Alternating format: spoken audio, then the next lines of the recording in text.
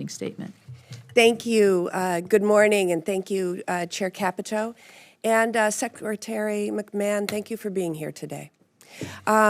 We're here to talk about the President's fiscal year 2026 budget request for the Department of Education.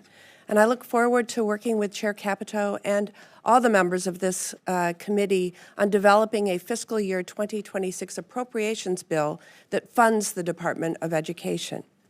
But before we can turn to the next fiscal year, 2026, the department is still refusing to tell Congress and the American public how it is spending billions of taxpayer dollars this fiscal year.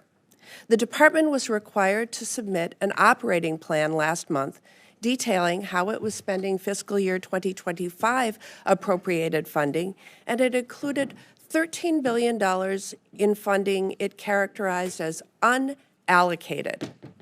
That's flatly unprecedented and unacceptable.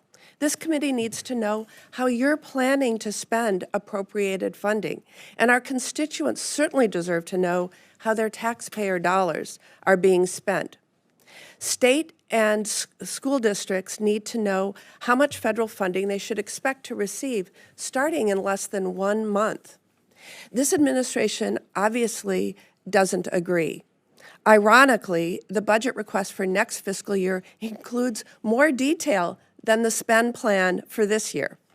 The lack of transparency combined with this budget request raises serious questions about what are you trying to hide and why.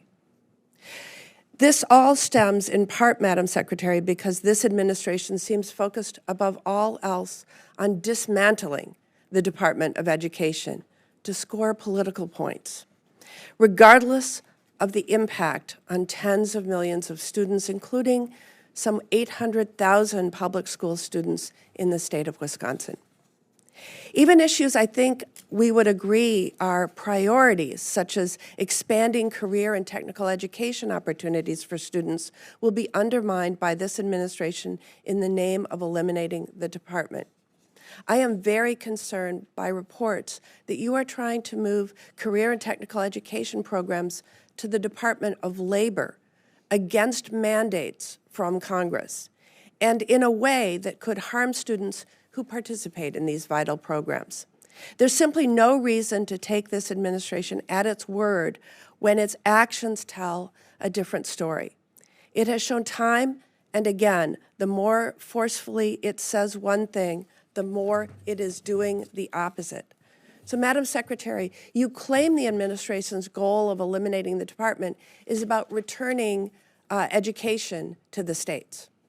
At the same time, this administration is attempting to exert more control than ever over the decisions in our schools and campuses. This includes demanding that states certify that they are not implementing DEI, which the department purposefully left vague so it could cut off funding whenever it chooses. The department has reversed billions of approved spending extensions with the assertion that the department could pick and choose which congressionally authorized spending to approve or not. And it includes the unprecedented assault on some of our college campuses to exert control over their classrooms and their daily operations. You claim eliminating the department is not about cutting funding, but giving more flexibility to states and schools. But at the same time, you are proposing a budget that would cut $12 billion from funding that supports students and educators. This proposal would eliminate dedicated funding for evidence-based literacy instruction, support for homeless students, and rural schools. The proposal would cut billions from programs that states and school districts can already flexibly use to meet pressing needs. And in place of eliminating all these programs, the budget proposes a block grant, a quarter of the size of the program that it replaces. The budget proposes to cut more than $500 million from education research and statistics, virtually shutting down production of and support for using evidence to improve student achievement. You are proposing to eliminate programs that support non-traditional students in higher education, including TRIO, Gear Up, and See Campus.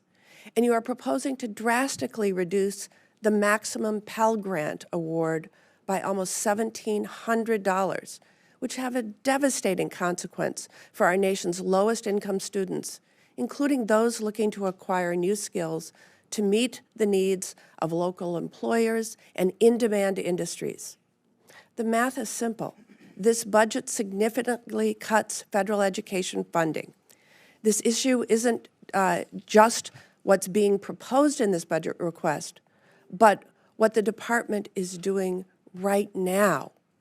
Last month, the department decided to not continue $1 billion in multi-year grants that were improving access to mental health care in schools. This includes funding provided on a bipartisan basis in response to the Uvalde school shooting that took the lives of 19 students and 2 teachers while injuring 17 others. Madam Secretary, a recent survey revealed more than a third of Wisconsin's high school students reported feeling depressed, sad, or hopeless almost every day for 2 weeks or more in a row.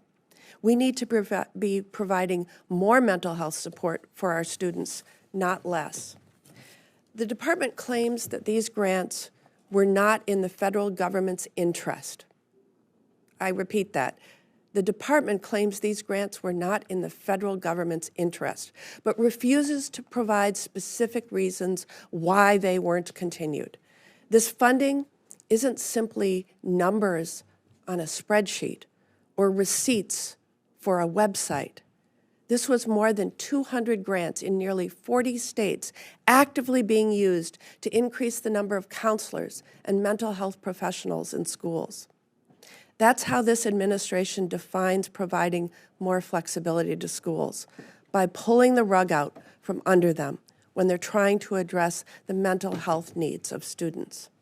Finally, Madam Secretary, while this administration clearly wants to eliminate the Department of Education, Congress has not passed any law to do so. Quite the opposite, in fact. Just 2.5 months ago, Congress passed an appropriations bill that provided funding to the Department of Education to carry out specific education laws, all laws that passed Congress with overwhelming bipartisan support, and that direct the Secretary of Education to carry out specific activities to help ensure every student receives a high-quality education. I'm deeply concerned that you are planning to ignore this and will attempt to illegally impound funds and dismantle the Department of Education. It will ultimately be students who will pay the price. But if the executive branch is allowed to do that and ignore the laws we pass, I'm not sure what we're doing here. Fortunately, I still have faith in this committee to reject that approach and to carry out our constitutional duties. Most importantly, I know we can do better for our nation's students than what this administration is planning and what this budget proposes. And I look forward to working with my colleagues to do just that.